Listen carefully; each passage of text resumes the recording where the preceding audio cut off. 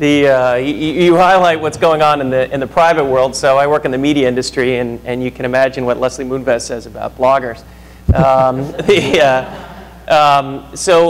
to ask Bill one more question, and then we are going to open up for questions in the audience. So if you guys can be ready with your questions.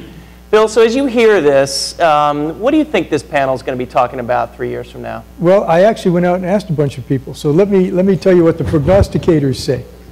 See if we'll have to gather here 3 years from now to see if this is right. First of all, first world influence is going to decline.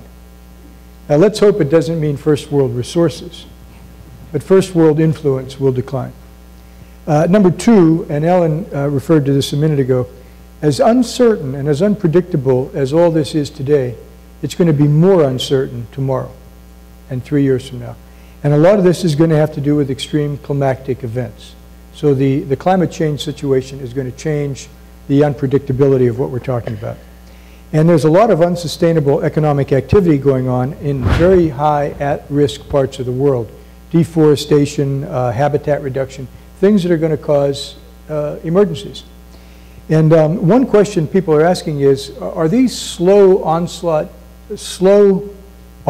risks, are these something that we have to figure out how to deal with? Or do we just parachute in when bad things happen? And one group of people are saying we need to redefine disaster and redefine the disaster cycle and do something about prevention as opposed to just quick response. Now, this business about the one-man NGO, you know, that's the downside of technology.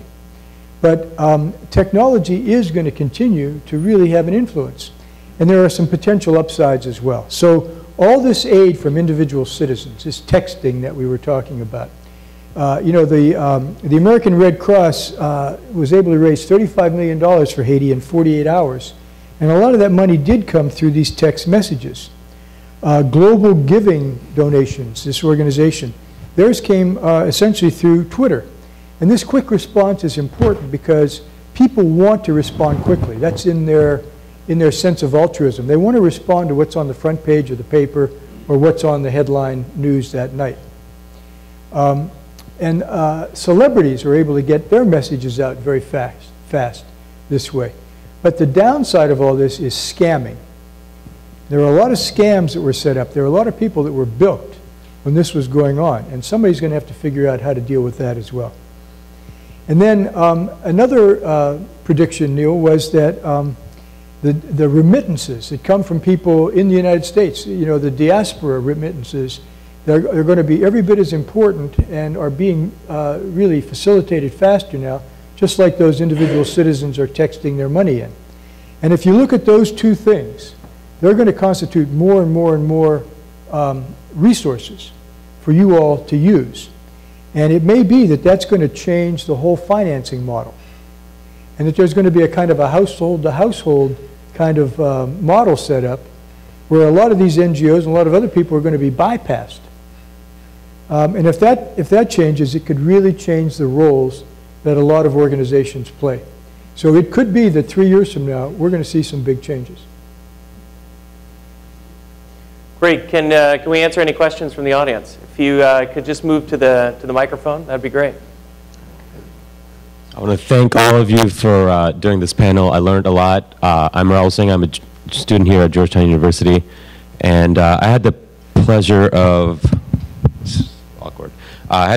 working with Crisis Camp Haiti on January 15th, 16th, and 17th with a group of people that were monitoring the Twitter responses of I need this or I have this and helping map it on ushahidi.com.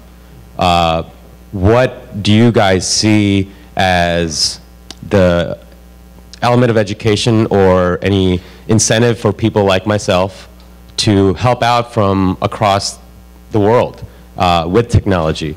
The only reason I did it is because somebody told me about it.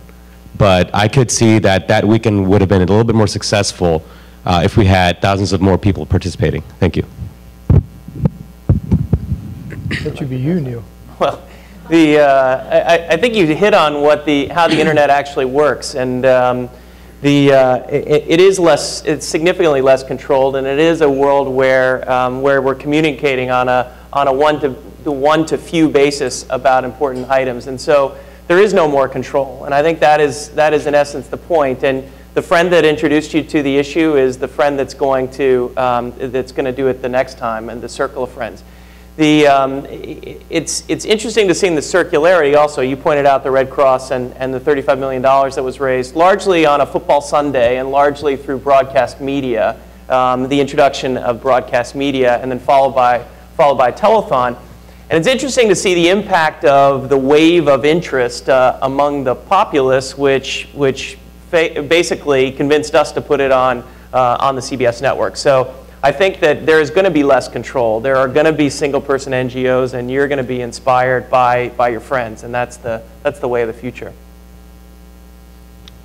Hi, my name is Hubert Parsons. I'm a student at Georgetown in the public policy program. It seems like social media like Twitter and Facebook are good for raising funding in the developed world, but it seems like in a place like Haiti after the earthquake or in other relief and rebuilding efforts, that geographic information systems like digital mapping would be more useful for first responders. And I'm just wondering how you've seen that used and where you see that going in the future. Robbie, you were talking about You're absolutely right about the importance of digital mapping, and it was critical for us in the early days. Even when the team deployed there, we weren't sure where the team should go and what building is still standing or who's still alive and who's not. And we tried to access data as soon as possible so we would know what hospital hasn't collapsed yet, so we could send our doctors and nurses there. It's very important, it's very critical, but also just going back to the information, to Twitter and blogging and Facebook, we have to be careful about the information. You know? Good information is really good. Bad information could lead to a disaster bigger than Haiti.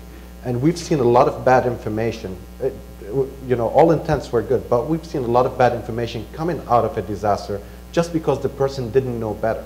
And, you know, from talking about cholera outbreaks when there was no cholera in Haiti to, you know, a hospital that's completely functional, and we went there and it was completely collapsed. So the information, you know, it's not the tool, it's the source of information that's critical as well. And I want to emphasize that because we suffered a lot from bad information. My name is Tyler. I work for an organization called Ashoka, where we find social entrepreneurs, support them, and bring them together. And something that all of you have touched on a little bit is the importance of trust, leadership, and sort of the proximity to the local problems and contexts. And so I'm wondering, as we're thinking about new paradigms, what role do social entrepreneurs have to play who have all of these attributes in sort of our rethinking of relief, humanitarian assistance, and reconstruction? Well, I think they have a very significant role, and I think when you see success of international relief efforts, particularly past the initial sort of basic supplies, the more successful ones are when the community communities on the ground, the local structures, whether they social entrepreneurs, NGOs, churches, are better equipped and better connected to the communities. Because in a sense, and for many of us, okay, the medical's a bit different. They can deliver the service directly to the beneficiary. But in most of it, the international relief community is intermediary. I mean, we're getting food down at the community level, but unless somebody can help us identify who the 200 people are and help distribute it, the last part of the chain isn't there. And so I do think there's a big role. And I think maybe that's one of the big areas of development, as whether it's cell phones or whether it's sort of lower bandwidth internet. You know, I really think as much effort should be seen as how we can connect to the local population better and more effectively with that have these kind of skills, because they're absolutely critical, I think.